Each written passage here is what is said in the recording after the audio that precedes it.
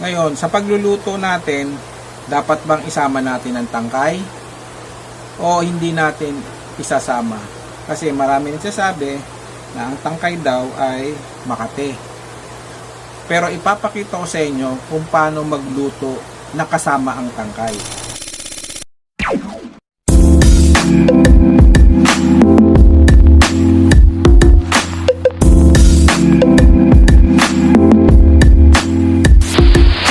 Hi guys! Good morning! Ang lulutuin natin ngayon ay laing. So una, magpipiga mo tayo ng nyog.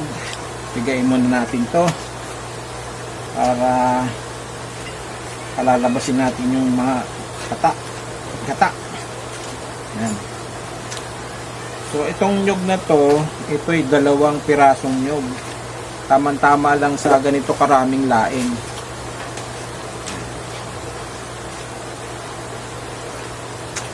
Lagyan lang natin ang gusto.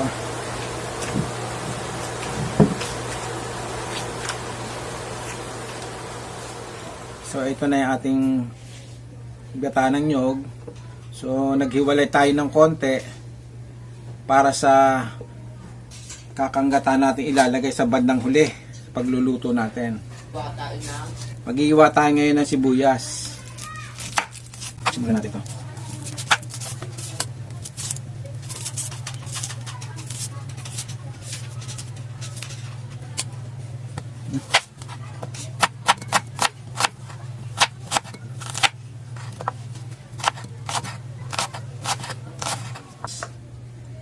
Yan.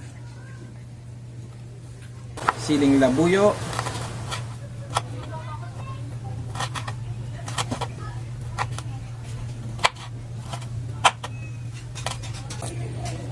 Itong hindi na natin iwain yan, lalagay natin ang buo yan, ang siling haba. Kasi natin itong bawang, 3 pirasong bawang lang pwede na.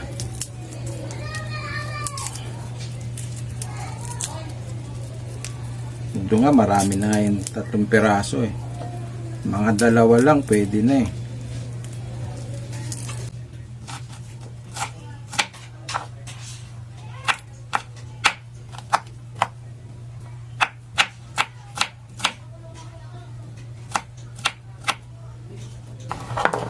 So, alisan lang natin ang tinik.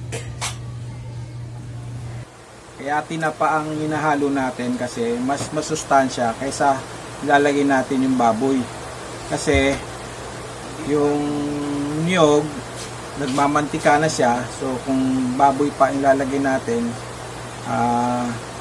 lalo siyang magmamantika. So masarap talaga itong natural na to. Ang laing natin, yung maliliit lang yung dahon, kasi ang laing na to, ito yung galing sa Bicol. Ito yung masarap na laing. Kapag nagluluto tayo ng laing, hahanapin natin yung maliliit lang yung dahon, mga ganito lang. So pwede rin yung magluto tayo ng ano na, yung tuyo na o kaya sariwa. So mas pinili ko tong medyo tuyo na katamtaman lang. Ngayon, sa pagluluto natin, dapat bang isama natin ang tangkay o hindi natin isasama? Kasi marami nagsasabi na ang tangkay daw ay makate. Pero ipapakita ko sa inyo kung paano magluto na kasama ang tangkay. Yan. So, ang paghiwa ng laing, ganito. Tuturo sa inyo paano hiwain itong laing. So, hindi ito natin gagamitan ng kutsilyo, kundi pupunitin lang natin to ha. Yan, pag ganyan ang punit. Hindi yan ginagamitan ng kutsilyo, pinupunit lang po yan. Ayan, ganito ang pagpunit mga kaibigan ha. Ang laing, huwag nyo hihiwain ng kutsilyo. Yan ang sikreto ng laing, bakit hindi siya makati. Isa yan. Ganyan ang ginagawa sa probinsya, sa Bicol. Ngayon tuturo ko sa inyo naman mamaya yung ano, tangkay kung paano siya, paano natin isasama, paano natin hiwain.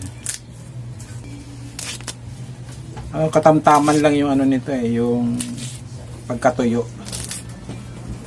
Pero masarap din naman yung tuyo. Kaya lang ako kasi mas gusto ko yung ganitong mas gusto ko yung ganitong katamtaman lang siya. Hindi naman siya tuyong-tuyo, hindi naman siya sariwang-sariwa. Katamtaman lang.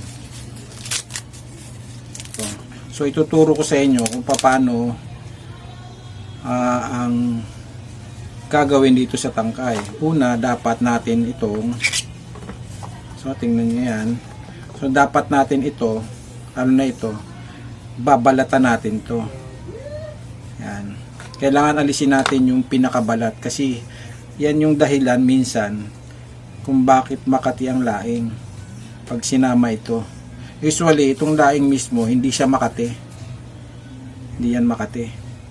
Minsan nasa pagluluto talaga kung bakit yung iba sinasabi nila ay makati yung laing. So ito, ganito ang pagbalat. Putulin natin dito, salisin natin. Wag natin isasama masyado yung nasa puno. Kailangan yung dito sa may dulo na. So ay balatan natin ngayon. Yan.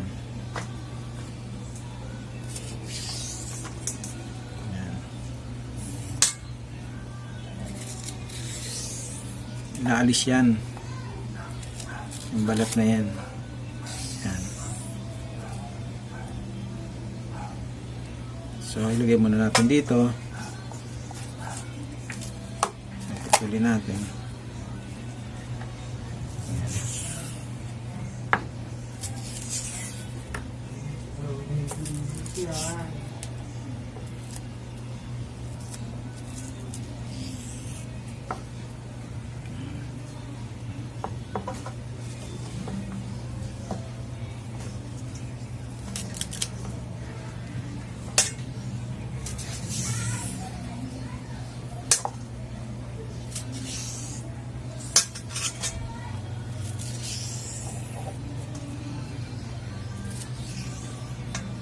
Usually sa Bicol, hindi talaga sinasama tong tangkay pag niluluto.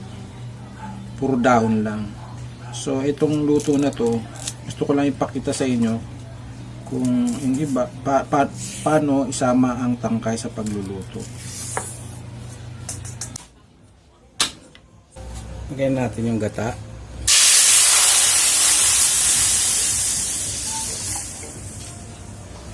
Sibuyas,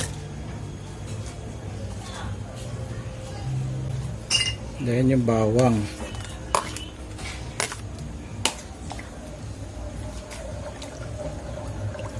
haluin lang natin para hindi siya mamuo yung gata.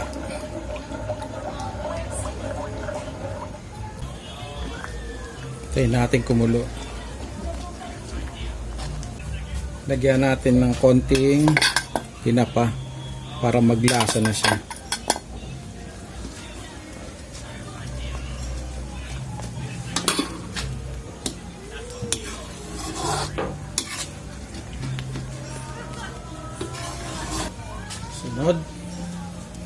Sunod lagyan natin yung laing.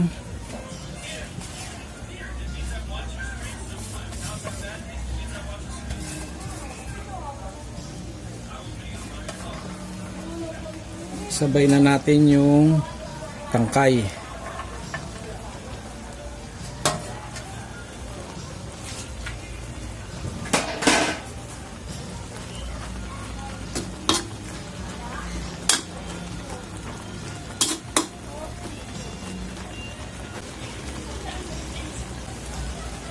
Pwede natin haluin.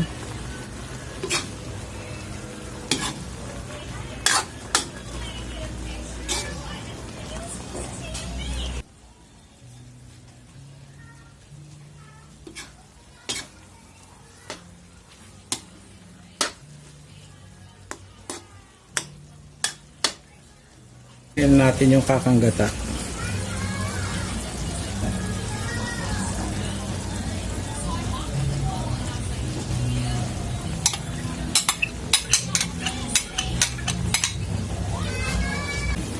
Then yung tinapa.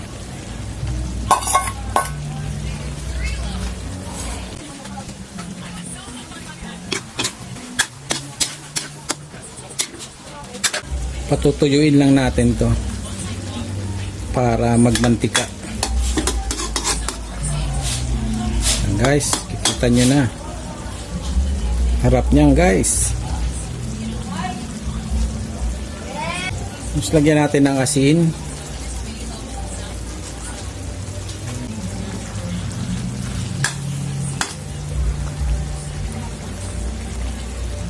Tikman natin.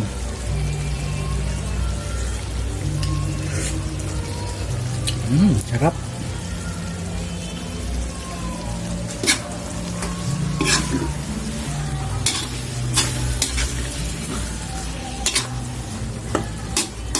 Lagyan na natin ang sili.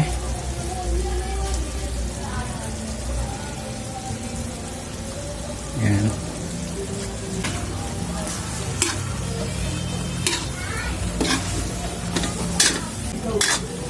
Ito guys, kahit nahaluin nyo siya, okay lang siya.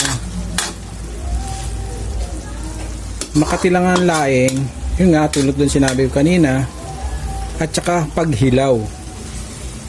Yan, dyan makati yan. Pero pagka ganito, hindi.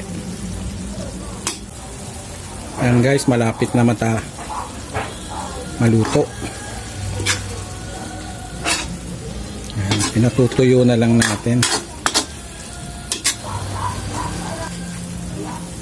Yan, okay na to. Yan guys, oh.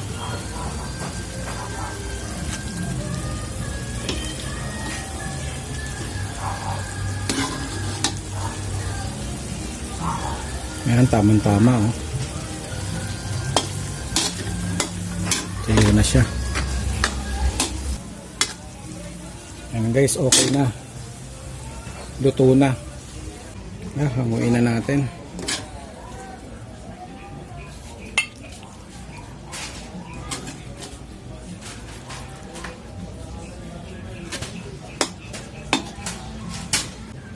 Yan guys, ito na yung finished product.